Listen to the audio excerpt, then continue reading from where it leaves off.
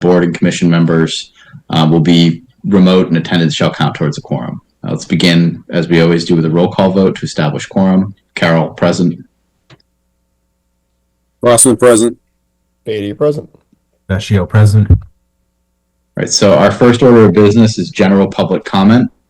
Each person who participates is limited to a maximum of 2 minutes for a public comment. Please raise your hand if you're here for that purpose.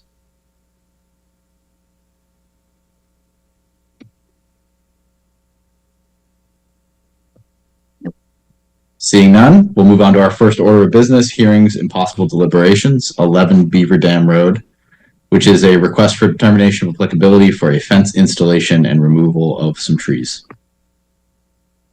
Hey, Nicole. Good evening. My name is Nicole Hayes, professional wetland scientist with Goddard Consulting, here before you tonight with a request for determination for 11 Beaver Dam Road in Easton.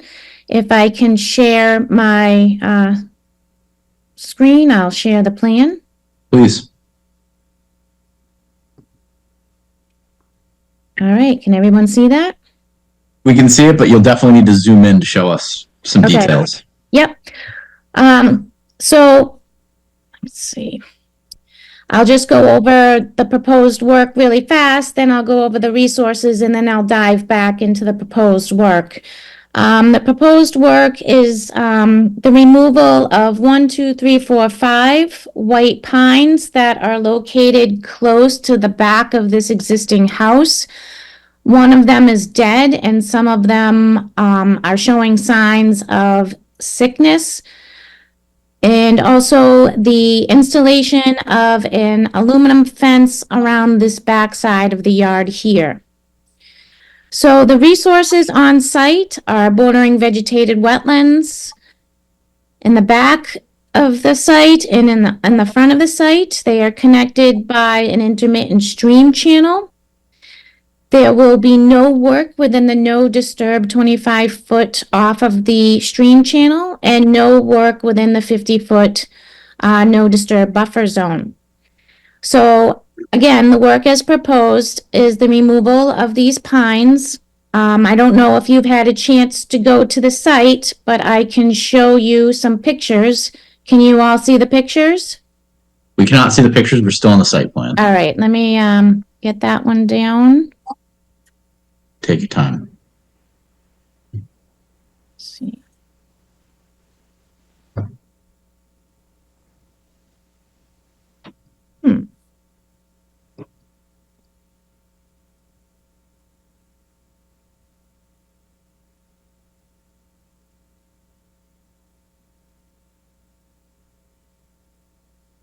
Pictures.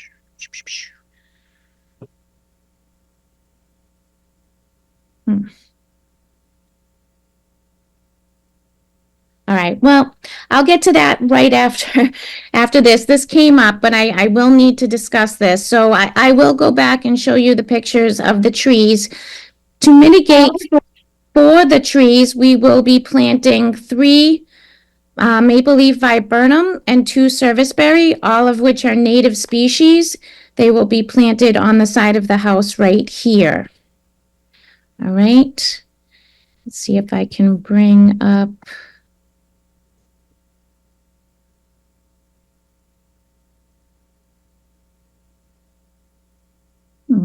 Why is not letting me do that?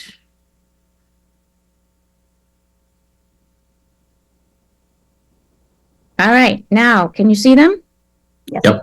Okay, great. These are the pictures of the white pines. You can see the blue ribbon around them, and most of the limbs have fallen off. Some of the limbs have been reported to fall off and fall onto the deck and had to be removed, and that's what made this RDA happen. Here are some other pictures of the white pines that are failing. So as you can see, the homeowners are nervous about the safety of their home and want to get those removed. The The fence will be located along the back side of the house and through here. And they're also proposing 4 concrete bounds, one here, here, here, and there to mark the buffer zone area with the concrete bounds. I'm sorry, I just missed on the back of the house. Could you show us where you're proposing markers? Oh, okay. Can you see this, the plan? Okay, so there's a concrete bound right here. Can you see that? There, right here, and right here. Okay. And the fence will be made of aluminum. It will have slats, similar to, I have a picture of the fence. It's, let's see.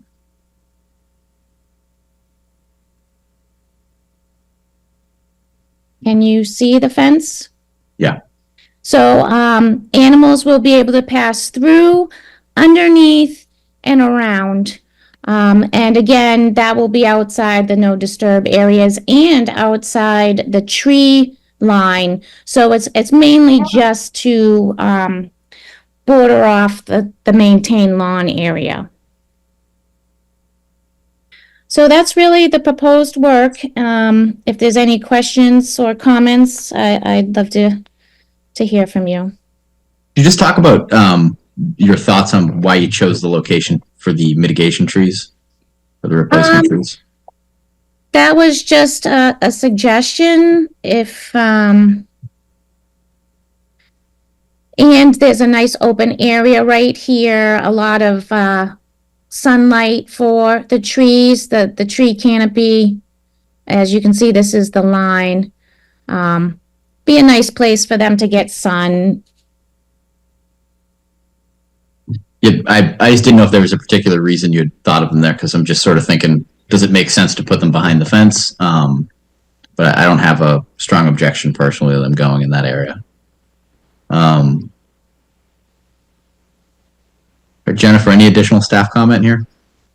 Just a note that the markers don't need to be made with concrete bounds. You can either put it, we have the markers that we give you, and you can either put those on the fence that they're proposing in the existing fence, or you can use 4x4 pressure treated posts instead. Okay, great. Thank you. Any questions from members of the commission?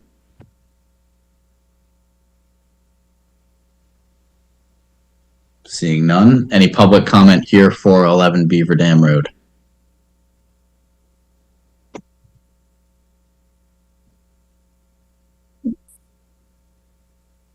Seeing none, I assume you'd like to close tonight? Yes, please. Motion to close the public hearing on 11 Beaver Dam Road. Vecchio second. Carol motion, Vecchio second. Roll call vote. Carol, aye. Glassman, aye. Spady, aye. Vecchio, aye. Motion to issue I lost my notes, Jen. A determination under the Wetland Protection Act, noting +2 and 5, -3, and a -2 under the bylaw. Correct. Thank you. Vecchio second. Carol motion, Vecchio second. Roll call vote. Carol, aye. Glassman, aye. Spady, aye. Vecchio, aye. Okay, thank you. Thank All you. right. Thank you. Have a great night. You too. Without Al, I forget that I'm first, as you all may have noticed. Continued hearings and possible deliberations. Next up is 718 Washington Street, which is a notice of intent for construction of a commercial building with a new septic system. And I have recused myself from the project, so I'm going to step away for this. All right.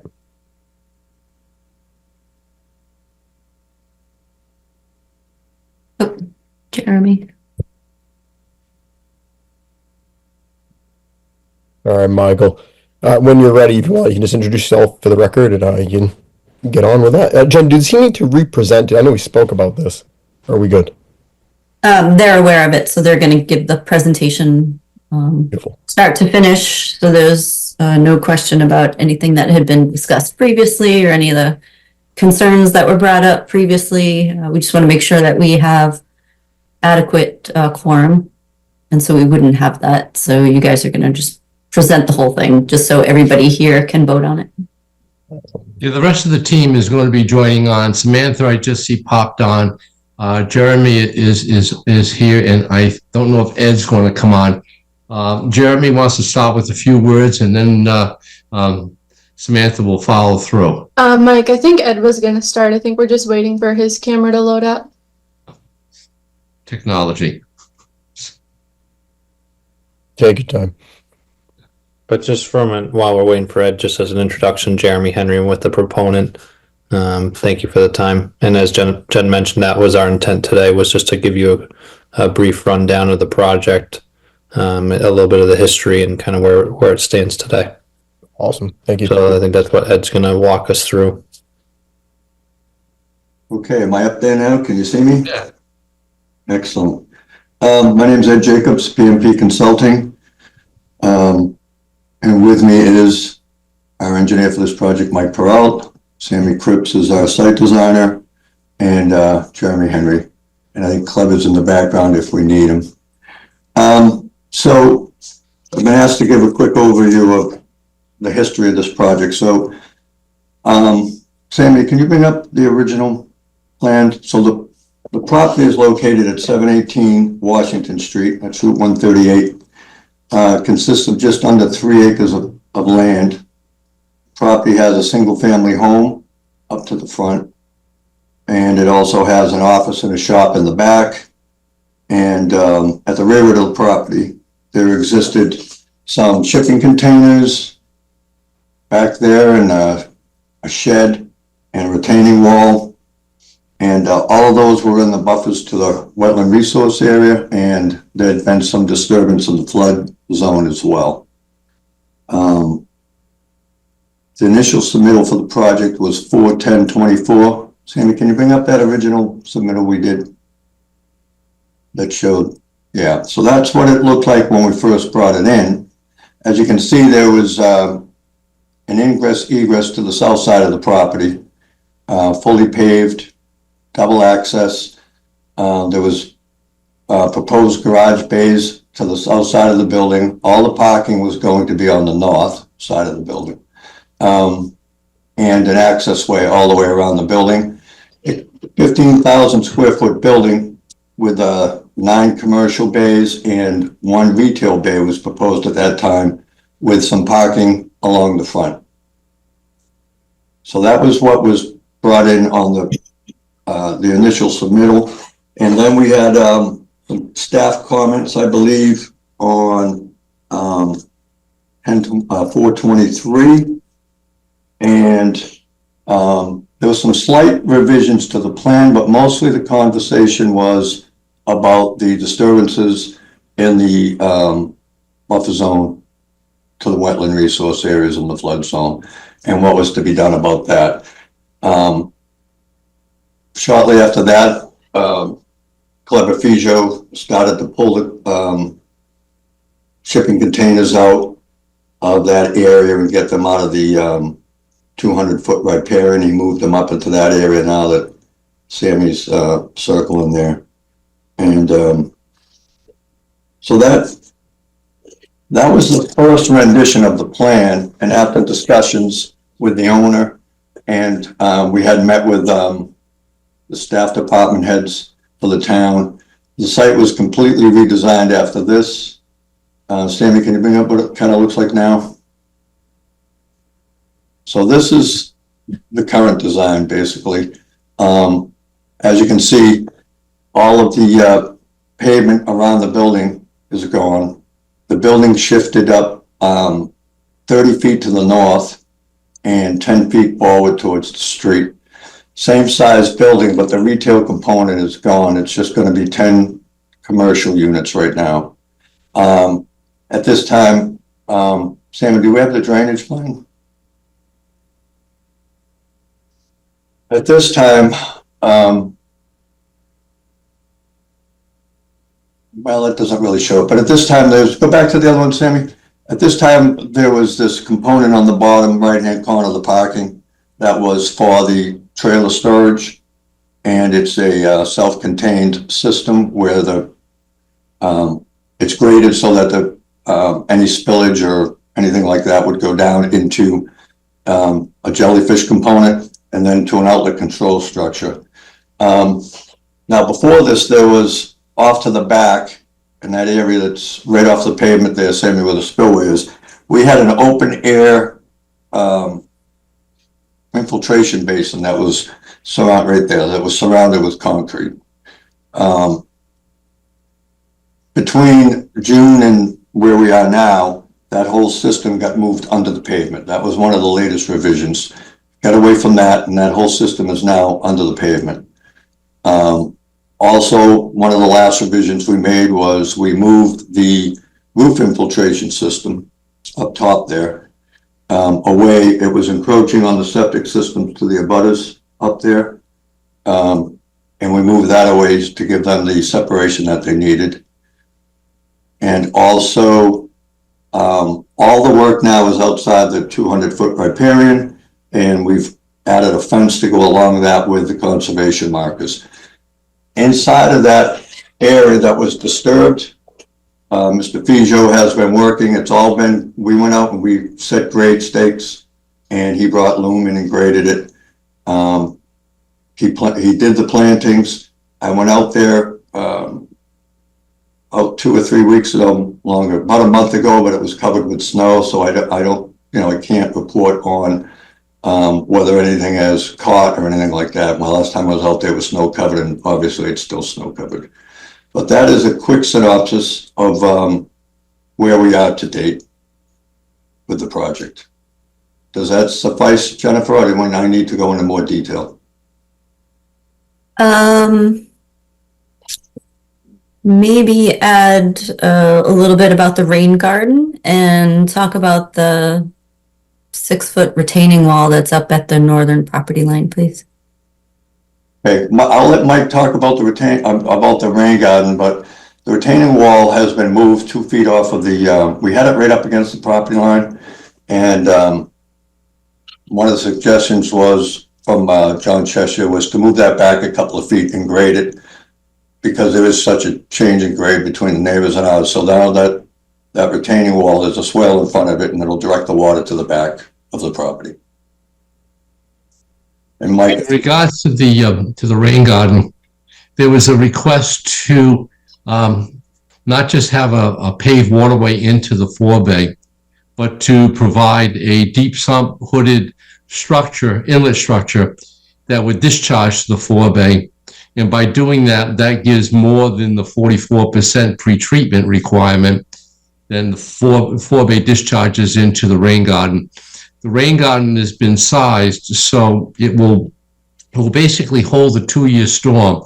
Anything greater than a 2-year storm event will overtop the control structure, and then that would then travel down to a separator device, a particle separator for further treatment, and then that would go into the underground chamber systems for modulation.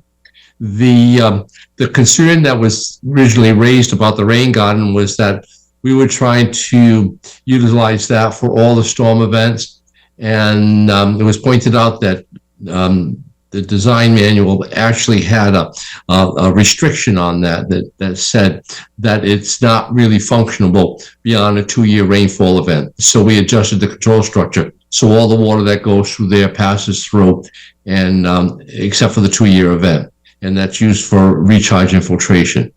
There was another thing that we addressed onto the rain garden was the computer modeling of it. We were asked not to model the forebay, but to take all the water from the 2 watersheds that go into it and just have that modeled through the rain garden. We did that as part of the last review. Okay. And the swale that's at that northern property line? We had notes for the contractor to make sure that the grading continued along that wall, and they were on the plan. But there was a concern that even with the contractor paying attention, Murphy's Law would personify itself. So he asked if we shifted the wall 2 feet off the property line and then actually allowed the grading on this property to confirm and maintain that positive slope from the front of the property to the rear, which is the natural flow pattern. So that's why we moved the wall, and we still have the notes on the plan, making it responsible for the contractor to grade that properly to confirm that the water will continue to flow along that wall and not be on their property as it's flowing. Okay, so let me finish the question. Okay, sorry. It's just, where is the note? So is that what you're pointing at up in the corner there? Right there in the left corner. The contractor requirement, contractor shall be fully responsible to confirm the grading along the northern property line wall will provide unobstructed flow along the wall to reach the rear of the property east. If necessary, temporary easement will be obtained to perform minor drainage, etc. Okay, so it doesn't really say that there's a swale that's going there, and then Well, it functions like a swale because it's graded that way to the wall, and the wall forms one part of it. but what about the grading that's bumped out way over on the right side? That's lower than anything else around it, and that can be adjusted also. Okay, because it looks like it would go all the way down the wall, but then bump back out to the other neighbor's property instead of staying on 718. We'll take care of that. Okay, so we do have John here. John Chesia did a review of the stormwater, and he gave the final comment letter today. So maybe we'll just ask John, what were the major items for stormwater that needed to be revised, and have they been revised? And is there anything else that the commission needs to talk about? Yes, I mean, I'd say we're very close. There's a few things that the commission needs to decide, and some conditions that I recommended, and I'll just go through it. There's only maybe about 4 points, I think. So the first one is, I think that you should condition that swale happens and that the grading in the corner of the wall that Jennifer just talked about be adjusted, and that I think you could make that a condition for the plan. Okay. The second is, and I know I've brought this up on other projects, but so in the DEP handbook, and everybody, many people do these subsurface structures, and they use them for both rate and runoff rate and infiltration. And in the handbook, it says you're not supposed to do that. I just raise it as an issue, although I know that there's probably many projects all over Easton that have these. I just was involved in a DEP appeal case. It was on the North Shore, vocational technical high school in Wakefield, and the DEP agent or whatever, the one that was reviewing it for this appeal, came back with a requirement that the engineer revise his subsurface systems such that they don't use the rate, the infiltration rate as a factor in the runoff calculations. They used HydroCAT, but in that case. But anyway, I mean, this was something that came up maybe a few months ago. So it's relatively new information, and it's in the Northeast region. So I raised the issue, but I'm not. I think that the commission, it's up to you to decide. I know that the applicant and the engineer thinks that it's fine. I'm sure they've designed many of these over the years. But I just feel I'd be negligent if I didn't raise that as a comment, just having been involved in the case. And so, I mean, is there a risk of the stone at the outlet scouring away, or?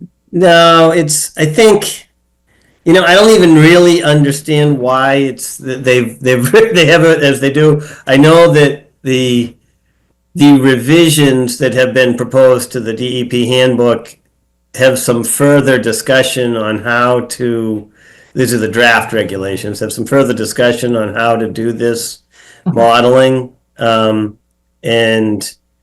it's, I think it's still an evolving thing. So the applicant, I believe, has requested that you accept it the way it is. And I just raise it as a comment because it's always been a comment in my letter. And, you know, that I know that there's other ones that I reviewed prior to this project that have them that were installed. So it's not like, you know, what's fair or not fair, I don't know. I just have to raise it just because it was something that was sort of in my face on a different project. So I felt it was important to share that information. Sure, okay. And That's- because we right. basically have 200 feet before, oh, well, not 200 feet before we get to a resource area, because floodplain is a resource area.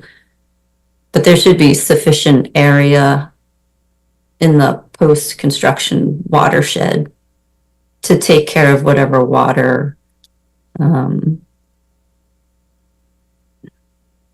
how to phrase that would be coming out, as rate control, if that makes sense. Well, I mean, it is fairly far. Yeah, it's fairly far away. I mean, none of these are in the buffer zone. So on other cases I've seen, the same DEP, you know, the person that does the reviews, if it wasn't in the buffer zone, he actually didn't even have that comment. Okay.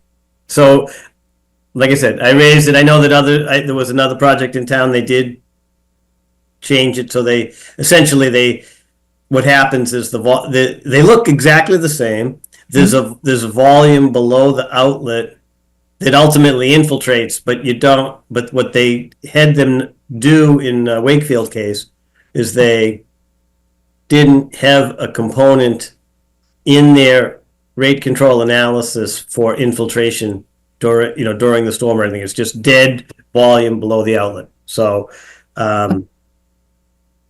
you know, I'm not a vote. I'm just I just give you what I know and what I think the regs say. And, you know, like I said, there's probably a lot of these already in place all over the place in Easton. No, that's good though, John. That the attention to detail is appreciated. So there's that one. I think the commission's going to have to make a finding and decide on that. And the next one, I'd recommend that we talked about soil testing. They did a bunch of soil testing, but not all of it's at the locations of the systems, and some of the systems don't have tests under it. There were big piles of dirt out there when we did the testing. I think it was an evolving design, so they didn't really know where they were going to put them in some instances. They dug some, and they aren't all in the right place. And the soils do vary a bit out there, so my recommendation would be include a condition that they do the test, do the testing prior to anything other than sediment controls and demolition. Okay, and we've done that in the past, witnessed by the town's representative. Right. Okay. And then the last one, so in this containment area, they're proposing this unit that's a proprietary unit called a jellyfish, and they've provided a lot of documentation with it. I don't necessarily have an issue with the jellyfish. I'm sure it's better than most of the other things you'd put in, which might be like an oil grit separator tank. I think this has got like filters in it that would do a much better job. But I'm not sure if it was actually approved through TARP, which is what they ask for in the handbook. Unfortunately, I think the only original member of TARP that actually does anything to look at these might be New Jersey, as I know this state doesn't. And most of them seem to have said they were going to do something and then never did the studies, never did whatever. But the applicant's asking the commission to approve the use of that because it's a proprietary device, and proprietary devices, the applicant's supposed to submit documentation, which they did, that shows, what it does. It just, the state agency, I didn't see it on their list, that's all, and on the New Jersey list. So you'd need to make a finding on that. And I think that is, and that particular thing hits several different conditions, because storing heavy equipment makes it land use with higher potential pollutant loads. It's in a critical area because it's in zone 2. So, and they're also using it just for TSS in general, but it's a much better treatment than a normal, just a swirl chambers type thing or something like that. Yeah. And now, unless you have any questions, that's, I think, all of mine. Okay, thank you, John. Thank you, Sean. Thanks. So Mike, it sounds like, we're going to condition, or the commission can condition a number of those items, but including making the swale on the plan and the grading a little bit clearer. There is a note on the plan, by the way, that requires the observation of the soils, the testing of the soils at the time of the installation. One of the problems you have is if you dig a test hole in the middle of where you're going to put one of these devices, and then you backfill it, you basically have backfilled it with contaminated soils because you've mixed it all up. So the note there basically says at the time of the installation to confirm the soils, and that way they're not going to be dumping the topsoil and any unsuitables back in the hole. So they don't have to clean it back out when they go to do the installation, which is done quite a lot. But we do have that note on the plan requiring the witnessing and of the soils to confirm that what we're showing with the soil logs and where the bottom of these systems are going to be suitable. Okay, where does that fall in your construction sequence that you had on one of the plans? I'm not quite sure, but typically the storm drainage does go in probably parallel to the foundation going in, but they need to have that into the ground because they need the rest of that area for the construction of the building. So it's probably someplace in there. Sammy, I don't know, do you have the plan that shows the sequence?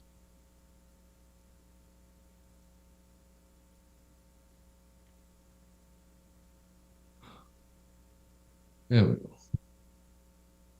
I know I saw the sequence on there. I don't remember which sheet it was. I can't recall. Yeah.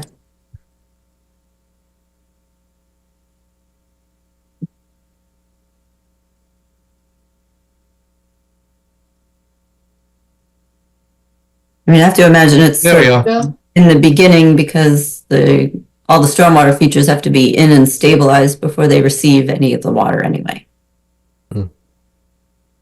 Yeah, it's number 9. Note 9, Sammy, yep. Yep.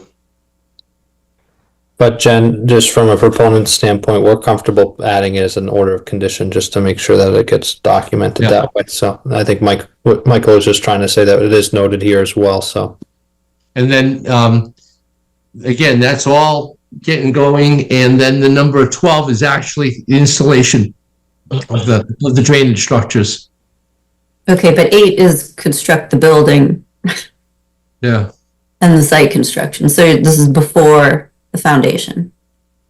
So you could, if you don't mind, just make that a condition that we have to get the in-ground chamber systems nailed down before you start going vertical with the building. Okay. Thank you. Okay, thanks.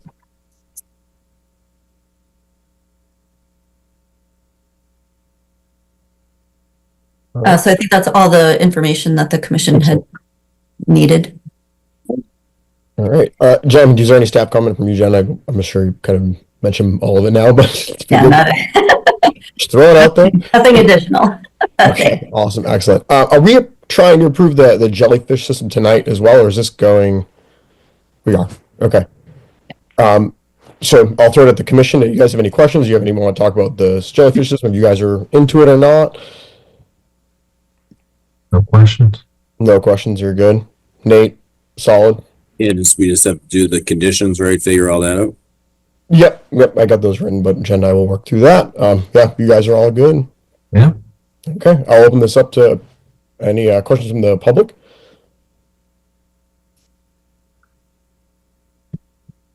Don't think we're seeing any questions. Okay. All right. So, Jen, we're going to do a motion to close this, or right? Correct. Yep. So let's do a motion to close, and then you'll work with me for the conditions. I'm written down, but I feel like your wording might be better. So we'll do a motion to close.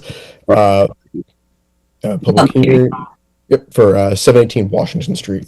I was gonna say. All right, Nate, your second. All right, so roll call vote. Oh, Crossman, aye. Spady, aye. Vecchio, aye. All right, you're good to go. And then we just have to do the conditions. So Jen, you want to maybe give me a slow Issuing a order of conditions and permit for work and as edited. edited? Okay, and that will get in all of our for the condition for the testing and all that good stuff. Yeah. Excellent, cool. So moved. And can I get a second? Vecchio, second. All right, Vecchio second. Roll call vote. Crossman, aye. Spady, aye. Vecchio, aye. All right, guys, you're all set. Thank you. very much. Appreciate it. Thank you, everybody. Yeah, You're welcome. good night. Yep, good night.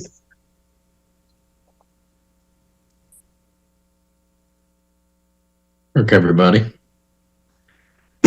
Up next is 154 and 154R Elm Street, which is a notice of intent for construction of stormwater management for a 4-lot residential subdivision.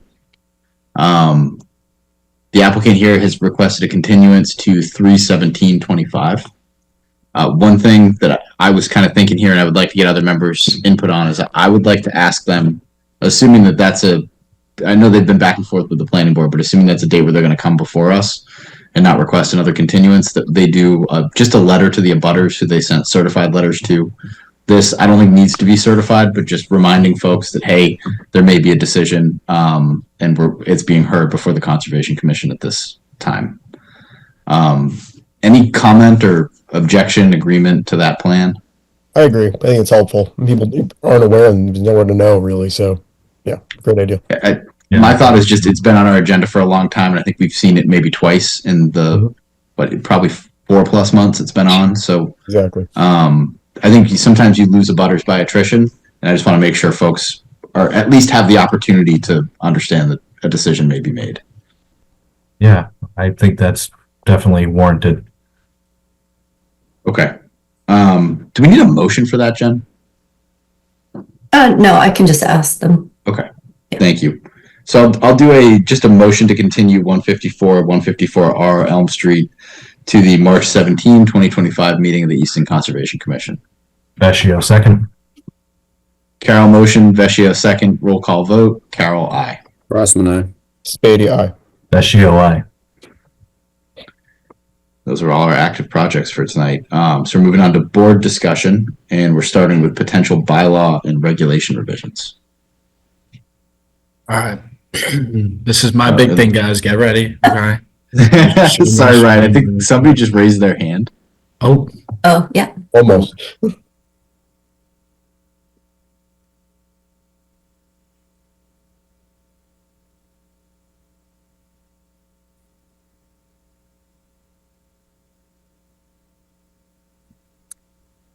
Hi, folks.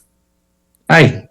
Hi, sorry, this is Ilinka Rowley, owner at 11 Beaver Dam. I had some technical difficulties and I couldn't get in right at 6:30.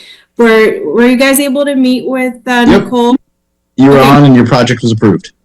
Awesome, great. Thank you so much. Sorry to Of course. interrupt. That's all right. Have a great night. Appreciate your time. Bye-bye. So back to you, Ryan. all right, cool. Let me share my screen real quick. Where is it? Hold on. While you're getting that ready, I'm just going to do the quick overview of 2 years ago. We consolidated our very long set of regulations. We did not make any content changes, but by consolidating and reorganizing the bylaw regulations went from 87 pages to 27 pages. So it made it much simpler for people to understand. And now we're going through and taking a look at the content to make sure all of that makes sense.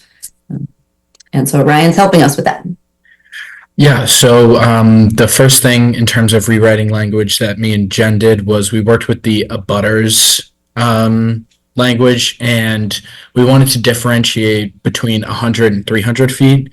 So right here for smaller projects, which is described as it is in the laws, you only have to notify abutters within 100 feet of the property line of the applicant. Whereas when we get into the larger projects, then we decided that it was more appropriate to be notifying people, within 300 feet of the property line.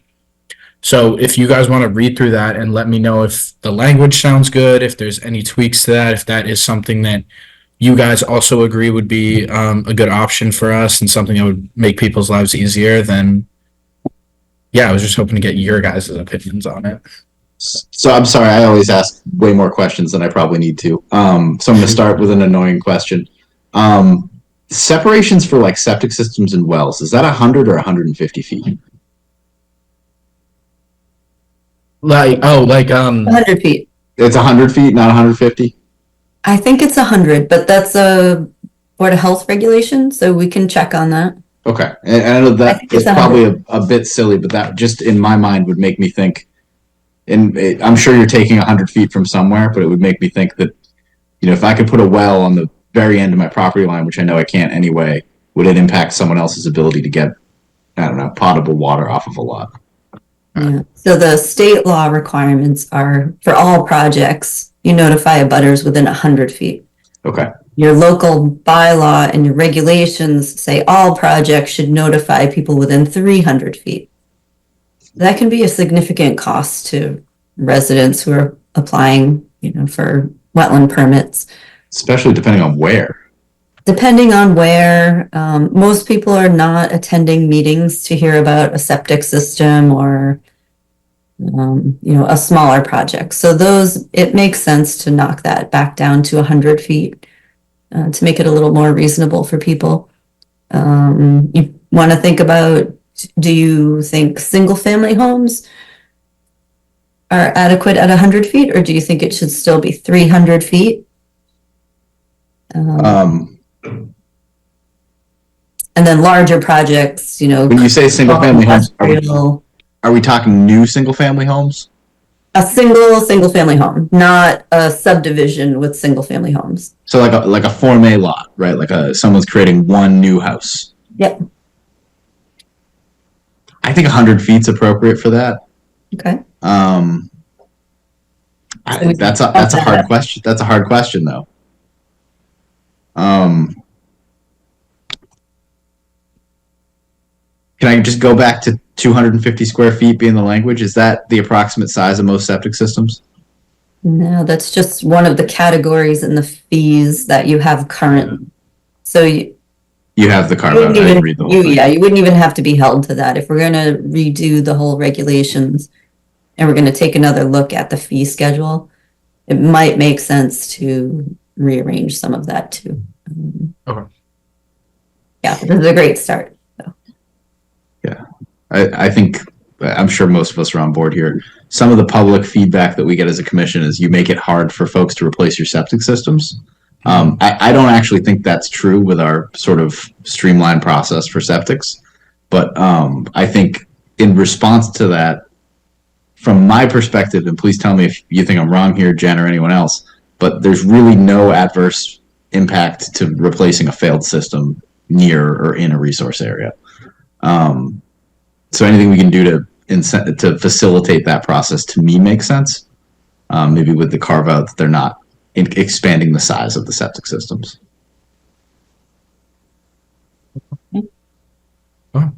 No, so we want to make it easier for septic systems. And please, Ben, do not feel like you're asking too many questions or anything. I really want to get your guys' perspective on this because you're talking to people more directly than me. So I should just read the whole thing before I talk. It's really. Well, you also don't have to decide everything tonight, right? This is the introduction. Ryan's getting a feel for, where the commission would like to see the regulations go. And then there'll be another pass at all of this. It's not like you're voting on this tonight. Yeah. Right? But it sounds like small projects, septic systems, and single family dwellings can be a 100-foot abutter notification, and all other projects would be the 300 that the bylaw already requires. Agreed. Does that sound accurate? Yeah. okay. Then just very generally, when it comes to vernal pools and banks, I are there any flaws that you guys feel like you've seen within the laws that kind of fail protecting it? Because one of the things I really want to do is just make sure we are more stringent about protecting these areas. I think I like where we are on them. I'm very confused about how things interact with them. I think the ACEC thing should be a little bit more clear and exactly how that applies to all of our buffer zones, really. And if we always think that that's appropriate and how that affects our ability to give waivers is kind of my concern there. Which that's sort of a nuanced point, Ryan, but my understanding is that if you're in an ACEC, it essentially doubles the buffer zones. Yeah. I would say that that's about correct, right? Like, yeah. And I think it, for the most part, makes a lot of sense, but I think it sometimes also doesn't make sense. Okay. Because that's another thing too that me and Jen have talked about is making it more clear and making it easier. So that's something I can definitely work on. And then I guess easier to understand and easier in the process. This isn't about trying to make the law itself easier or reduce restrictions. It's trying to make it easier for everybody to understand so they know what's required. I think even very experienced engineers miss the ACEC thing sometimes in Easton. Laws preventing us. I think our definition section's pretty good. But didn't we have some controversy at one point as to how we're actually measuring vernal pools? Or am I making that up? I made a schematic, so it'd be easier for people to see, but it's a hand-drawn one, so we should try to make the schematic a little yeah, would you be opposed to professional looking? Because I could try to design something and put it in an appendix if that would be helpful. I love an appendix. Okay. BP. I can work on that. And then, yeah, if there are any, like, I guess, yeah, just more common problems or anything else regarding banks or vernal pools that you guys would like to see changed. How about and I should have reviewed before tonight, I apologize, VPs versus PVPs. I know we kind of treat them the same, but maybe we should consider solidifying that. Okay. All right, awesome. And so, Ryan, that's vernal pools versus potential vernal pools. Yeah. Because you can only actually certify a vernal pool within the vernal period, and we very often are bumped. No, you disagree, Jen? I mean, the latest natural heritage requirements do not allow the dry pool method anymore. Okay. So yes, I guess that is true. I just pretend to be a wetland scientist sometimes, so please jump in and tell me what I'm wrong. That's okay. And so we started with banks and vernal pools. Yeah, I've said nothing about banks. It's a good place to start where banks are a little bit easier to understand and vernal pools are a little bit more fun versus sending him on the riverfront section, which is really complicated and nuanced. So we wanted to start with some of the easier resource areas and get a look at those first. But we got to rewrite riverfront in English. Yes. Hey, good luck, man. Yeah. We'll get it. We'll get it done. So another big thing, because climate change and climate resilience is not mentioned in the bylaws. And it's something that me and Jen have talked about being very important. So through my research, the most important thing I've found for climate protection and resilience is just leaving things undisturbed, just not touching it. So some things you guys just want to chew on. We don't have to make decisions here, but we may want to increase how much planting we're requiring. I know that for wetland, and correct me if I'm wrong, Jen, but I'm pretty sure for wetland degradation, it's a 2-to-1 ratio for replanting, right? In the bylaws? In the bylaw. Yeah. Which is something that is actually really good. Most towns don't have that, so I think that's something that we should keep. But also too, I know like cutting deals is a really important part of this, but trying to emphasize that, you know, we can like negotiate the planting, but we should be trying to get people to plant as much as possible and explaining to them why it's important. Like hey, it's important to maintain soil integrity for things like flooding or just erosion in general, and for the absorption of water. And then also within the laws, emphasizing the importance of carbon sequestration and storage, doing away with replication as a whole, which I don't know how often you guys encounter replication, but Quite a bit. Quite not really replication, but we get mitigation all the time. Okay. Because replication can be difficult in terms of success when we're speaking about wetlands specifically. Wetland replication does not have high levels of success. Yeah. So that is also something we would want to kind of move away from, or there are better ways to replicate or relocate wetlands, which is something that I could explore more too. So, I mean, the replication part is required in the state law. Mm-hmm. It's because if you alter a wetland, you need to replicate it. So we wouldn't be able to take that part out, but there would be ways to write the performance standards so that we have a better success rate. Okay. In the replication, right? So we probably want to do that. Lucas has his hand up too. I just want to acknowledge him when we can. I might not be able to let him in. Oh, no, I can. Sometimes with the screen share, you can't let people in, but it looks like I can.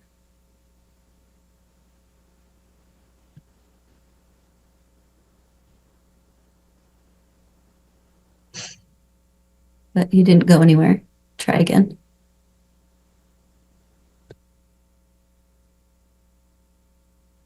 Okay. Do we have him? Yep, he's coming now. Okay.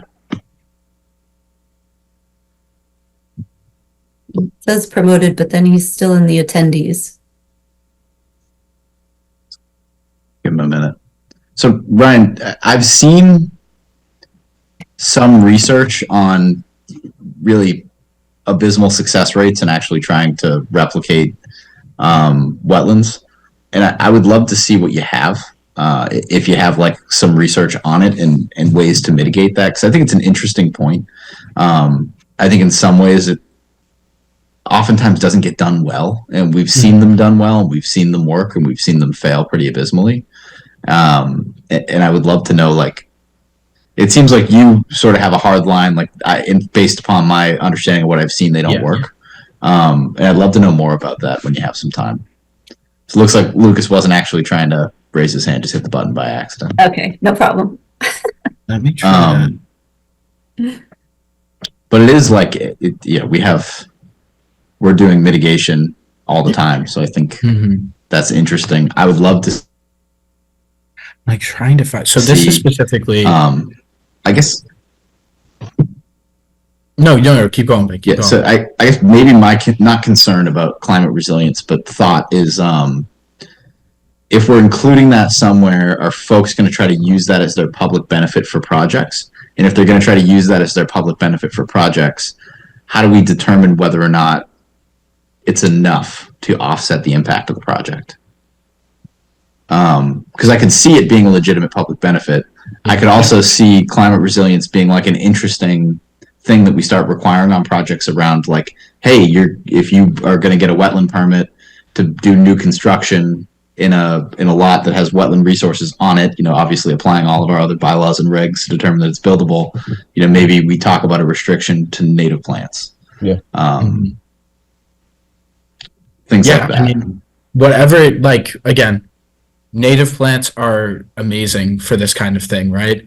In terms of the research that I've been doing, hold on, let me just try to find it. Right here is the new wetland, it's called wetland replication translocation methodology, because when you're replacing a wetland, two of the hardest things to do are to either mimic or create hydrology that works well with the existing wetland area, so that the proper nutrients can get to the area.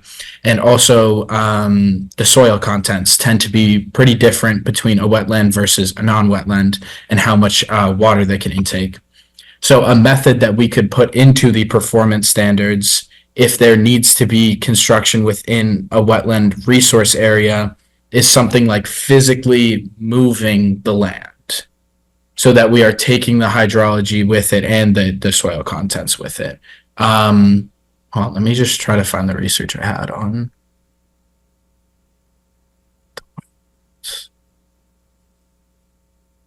And the DEP wetland replication guidance had just been redone last year. And so it already had requirements for making sure that proper soil amendments were added to a replication area and that the seasonal high groundwater was appropriately identified. Those For were the plantings? those were the main problems. They were planting things too high and it wasn't getting, the roots were not getting into the zone where the groundwater is. It takes a lot more design standards and some field investigation to get the replication plan done correctly. I think that's the distinction we've seen. So we've seen good replications and we've seen bad replications, and the thought that goes into it, it just makes all the difference. And monitoring, and our major thing was people weren't watering and they're not making sure deer aren't eating everything. So I have the same issues in my personal yard. So those are a couple of items that could be added to the performance standards. Increasing performance standards. So for, how would I word that? Deer fencing and making sure the areas are watered properly. Other things that we've talked about relative to climate resilience is potentially doing something to incentivize or create less barriers to like food production, particularly backyard food production, gardens, fruit trees. Not sure how everyone feels about that, but I think it's something I'd like to consider as we draft this. What incentives are you thinking? Like, are we talking about direct government funding, tax breaks? Like what? I don't know. I'm just thinking like maybe we allow people to, and I don't even know how popular this would be, right? But you can change existing lawn to, this is a thought off the top of my head, so please don't hold me to this, but you can change existing lawn to a food producing garden, no-till, if it's within, even if it's within buffer zones. Because I think we have a lot of lawns in Easton that are very much within buffer zones and sometimes even within resource areas that continue to get mowed because they've been there for 40 years. Right. I like it. I mean, I don't know what other people in the commission think, but I love the idea of personal production in the backyard. Okay. And just do it in a way where they don't have to come before us for a wetland permit to put in, I don't know, a raised bed that isn't going to actually add impervious surface. As long as there isn't a bottom to it. Am I wrong about that, Jen? If you have a bed, is that impervious? Already an exemption. It is already an exemption. As long as it's more than 50 feet away from a wetland or the stream. All right. I should read my own bylaws before I have great ideas. Oh, this is state law. So we can cross that in then too, like just so it's in the bylaws if we want to. Again, to make it easier. So we have plans to add at least a section, a preamble about the town's commitment to climate resilience. And I just want to make sure we're all on the same page relative to that we are agreeing that this is a problem that we should be trying to mitigate together. Yeah. Okay. Oh, yeah. Now this one, I'd be interested to get your guys' feedback on. So I guess, would a blanket ban on projects within vegetated wetlands be logistically possible? Like including that 100-foot buffer zone? I don't think we could do it. Yeah. Okay. See, that was my pipe dream of this whole thing, right? Yeah. I mean, it's a good question. There is a no net loss policy for the state, and that's what the state law and our local wetland bylaw require. So there's a sequencing. So you have to avoid, minimize, then mitigate if there is wetland alteration. Okay. And so then you have to create more wetland. Yeah, then create. We may Okay. want to be, you already mentioned the 2-to-1 ratio. Mhm. We may want to word that in such a way that we're not cutting down forest to create extra wetland.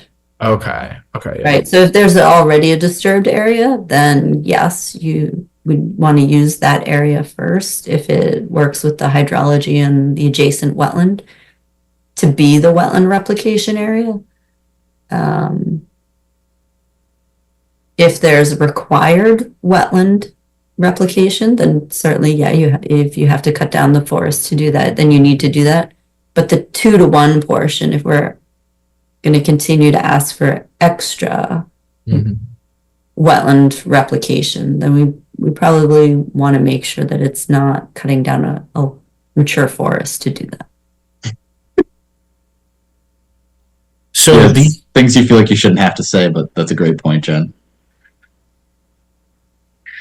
These last two questions are kind of more of what you guys are hearing both in the meetings, but also like when people talk to you outside of it and when they find out you're on the commission and how conversations around climate resilience are going. So do you guys think that it is an important issue to people right now, that it is being frequently discussed and considered, that it is something that is relevant to people's lives right now? I don't see this as being the top issue on people's minds relative to Conservation Commission in Easton. I think part of that is because people don't see climate change impacts as an inland town as much as they might in other places. I bet if you surveyed the town, the majority of folks would probably agree that it's an important issue that we should be doing something to address. Yeah, you said that well. We were talking about that a little bit today, and Ryan was mentioning what are the potential major climate changes to our area, and impacts from flooding are really the main, a really big concern, and they're a concern for most people. So even though we're talking about climate resilience and climate change, not everyone is comfortable with that phrasing. But they do recognize that our weather patterns are changing and that flooding is still a concern. So we may want to be a little thoughtful about how we word it when we actually do write this. My grandfather always used to say climate change is controversial, but pollution isn't. I like that. You might be cooking with that one, then, yeah. What other climate change impacts? I know we've talked about flooding, we've talked about food insecurity. What else are we trying to address? We're really trying to hold on to what we have, I guess, because although cutting down a forest to replace a wetland might seem like it's a net positive or you're doing the resilience, it is overall contributing to a worsening climate, right? So when we are making these laws, we're trying to prevent that. We're trying to prevent contributing to the negative. We're trying to take carbon out of the atmosphere so that we can try to regulate the climate better. I would say it's more about creating laws towards the larger goal rather than, because like you're right, specifically in Easton, you'll see weather changes and increased flooding, but you might not see the effects of ocean acidification in Easton. But that doesn't mean that we can't work to try to contribute all that we can as a town to decrease the effects overall in the system. Okay. It's kind of hard, but it's like a little bit bigger than us kind of thing, which is hard for most people to grasp, especially people who like aren't in this business and aren't thinking about these things regularly. So that's kind of why I was also wondering, like, how much of a problem would it create for you guys if laws do become more stringent in the name of climate mitigation? Is that going to be a big problem for you guys, I guess? I guess I don't know what you mean by more stringent in the name of climate mitigation. Yeah, I guess specifics maybe. So like that the 2-to-1 planting thing, or forcing somebody to find like already disrupted land to replace things, like just making things a bit more difficult logistically speaking. Yeah. Because we want to help mitigate climate change. So I guess my approach is I don't ever want to do anything to make anything more difficult from a logistical standpoint. I want to do things that make it so our projects are successful and that mitigation works and functions as it's intended to. And I don't know that it's ever really been our approach to have people do mitigation under the precipice of climate change. It's always more been under the precipice of what your local habitat needs. And I think those are really essentially wind up being the same thing. Correct. I agree. Okay. Yeah. All right. So we're trying to limit how logistically difficult things are and get these projects done. Okay. Like I actually think one of the things I would love to see, and I'm not even sure it's all that possible, but I want to make things easier for everybody at every angle in a way that makes sense and doesn't compromise our resources. But I'd love to have people spend more time actually doing the work correctly than before us in a permitting process.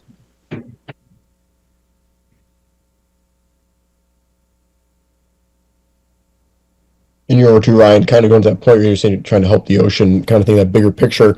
If we right now in town with our small, like our small climate change going on here, our ponds and lakes, or just for our case, ponds are being affected due to climate change because of the warm weather and algae bloom in the summer, and that's causing bad issues. That water, eventually flows to the ocean at some point.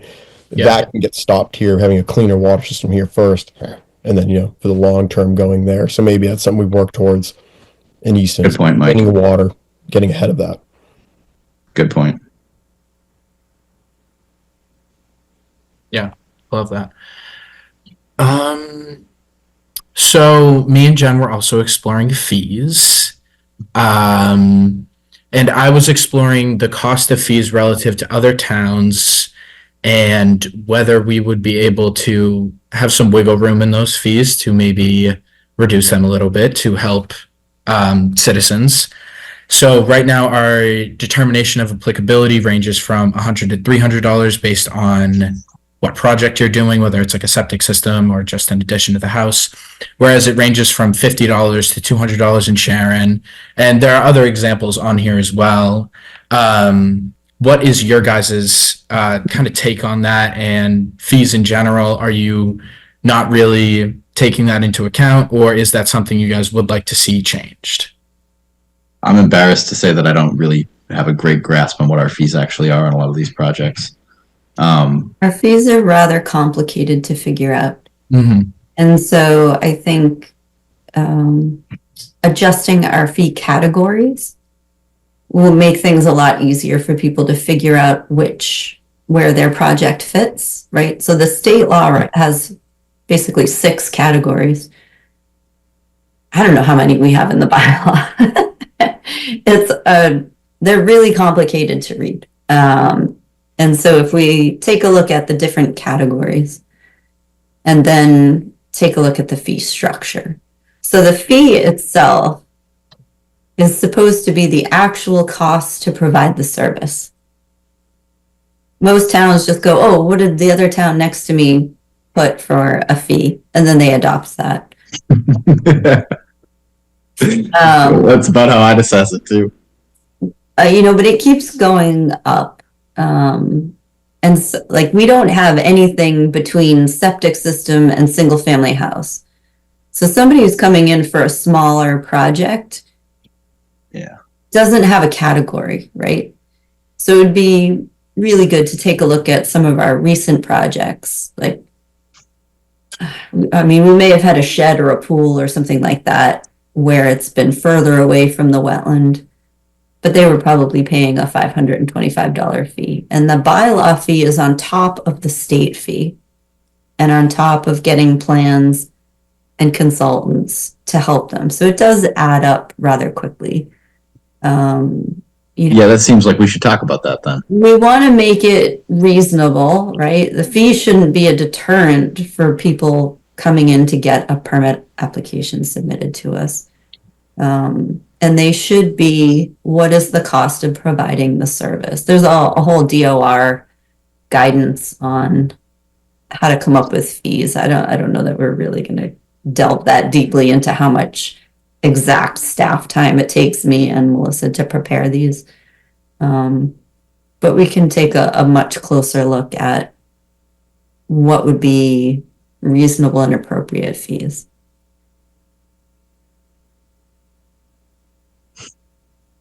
If we are able, though, to find reasonable fees that make sense, that are lower for citizens, is that something you guys would be interested in changing for the laws, for the bylaws? Yeah. Yes, 100%.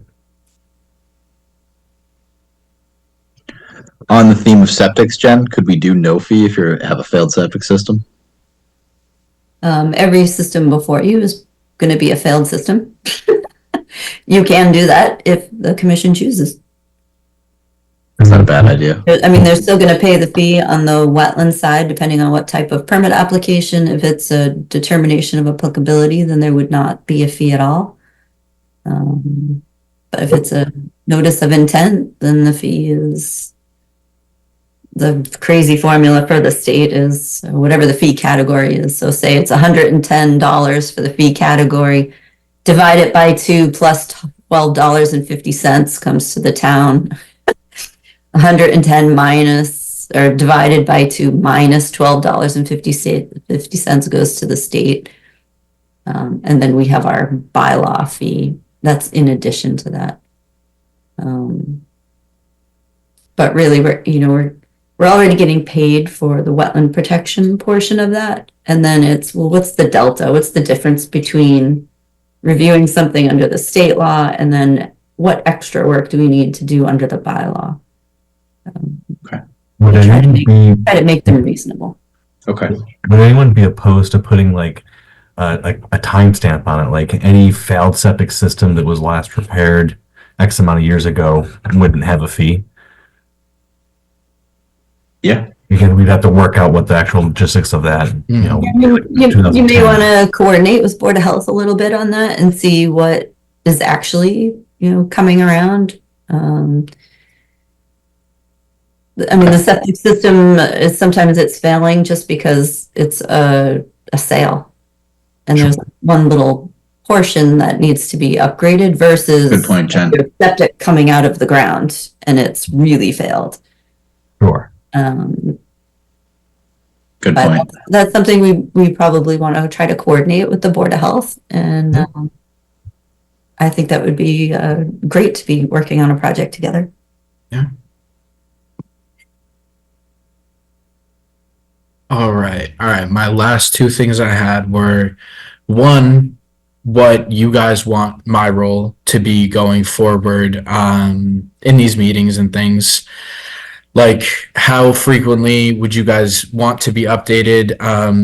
Me and Jen thought tonight would be a good night just because it was a really light night. So this would be a perfect night for me to kind of pick your guys' brains and get to know better how we can work in tandem.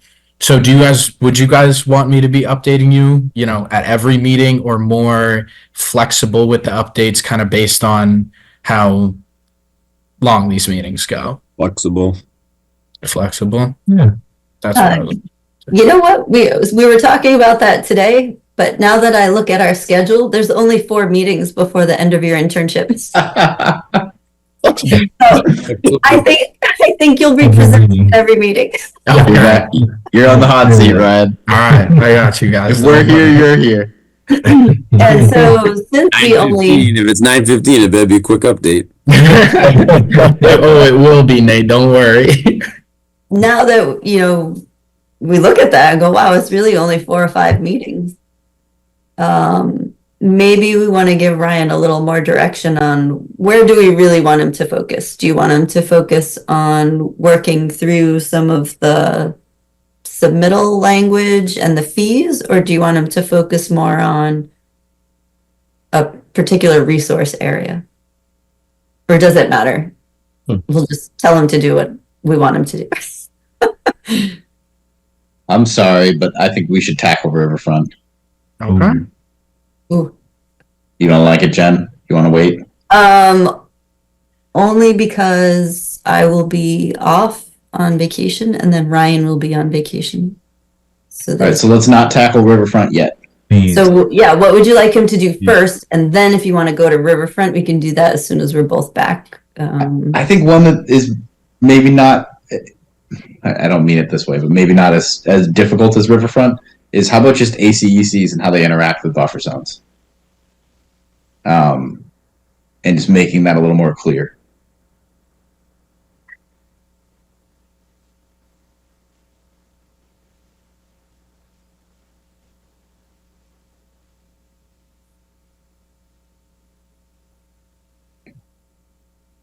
No.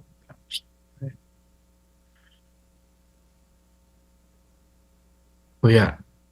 Anything else you guys need me to do? I got it. Don't worry. I guess like one thing I'd really like you to think about is how we add climate resilience to our bylaw in a thoughtful way. That because I think my concern maybe I'm not justified in having this is I don't want to create a carve out that allows people to say, well, climate resilience is our public benefit, and so we're going to do things that we haven't historically recognized as being benefits on projects. Okay. And maybe there is a new and better way to do this that makes sense, but I'd be concerned about someone saying, well, I'm going to use local native planting in all of my landscaping, so allow me to do X or Y in the buffer zone. Okay, so don't allow, I guess, climate resilience to become some kind of loophole to create more damage than it's actually helping. Just to be used in an unanticipated way. Okay. But yeah. You think I'm wrong about this, Jen? I'm overthinking it? I think it's. I almost want climate resilience to be the last portion. Yeah, I think that's not right, wrong. because we're, right now, the way the regs are written, especially for things like rivers and streams, we have a river and stream resource area that tells us to go look at land under water bodies and waterways, go look at bank, go look at riverfront area. But it doesn't address what is the goal of protecting rivers and streams. They're not really their own resource area the way the bylaw is written. Yeah. So hashing out some of that and figuring out what really is protected and what those performance standards should be.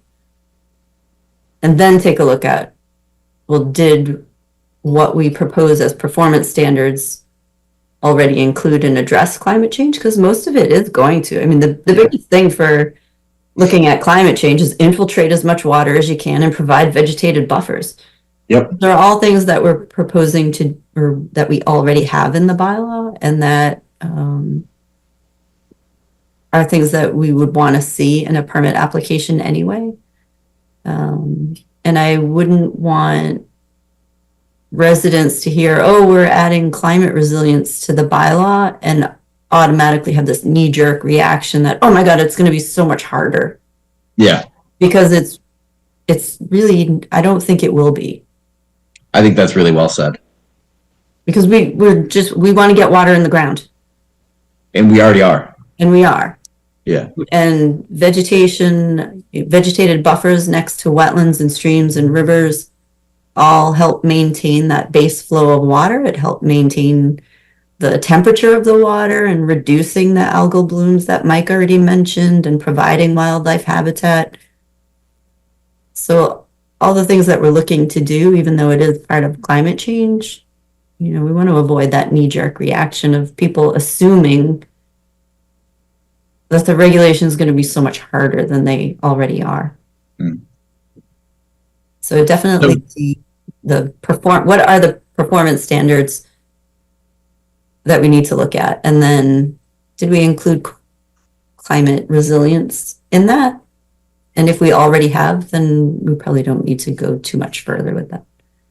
Okay, so to kind of use what's already written in the laws and just highlight it and be like, this is also for climate mitigation. This is a good thing that helps climate resilience. Here's Okay. some additional benefit, something we're already asking, or it's already in the regs, that needs to be done. But that's where writing the prefaces, the preambles to each section, explaining why those areas are important, following the state law model of having a preface and explaining why that resource area is important. And then the definition, the presumption, the performance standards, following that same model in the local regulations will be helpful. Okay. So we kind of went all over the place there on your Ryan. Hey, that's totally fine. I'm just trying to get as much info as possible, guys. So. Well, they'll tell you what to do on Wednesday. And on that note, Yeah, I mean, if you guys are good, I'm good. I don't have much. Yeah, I don't have. no, this was really helpful. Thank you. No, this was Great this was start awesome. to this. Yeah, And something we kind of keep earmarking and putting off into the future. So thank you. yeah, no problem, guys. So up next is review meeting minutes of 1/27/25. I'd be honest, I did not review them. Did anybody review the meeting minutes? All right, I hate to do this, but I'm going to push that off until next meeting. Yep. Is that all right, Jen? Oh yeah, totally fine. All right, I'll make sure I review them. Everyone make a note that without Al, Yes. others will need to read the minutes as well. Chair updates, none from me tonight. CPC updates. Yeah. Jen, I don't know if you have anything you want to add to CPC. I do know we're going to have to. I will address at next meeting that Al is leaving the commission, and I'll say a few words about Al and everything that he's done for us in the time that he's been here. But we are going to have to put someone else as a conservation representative on CPC, which I think is probably becoming as important as ever. So I'd really appreciate it if someone would give that some consideration between now and next meeting and maybe jump into that role. Anything you wanted to add about CPC, Jen? No, not tonight. All right. Any updates? Environmental planner updates? No, I will see you in March. I've got Any pertinent item not monitoring. reasonably anticipated by the chair?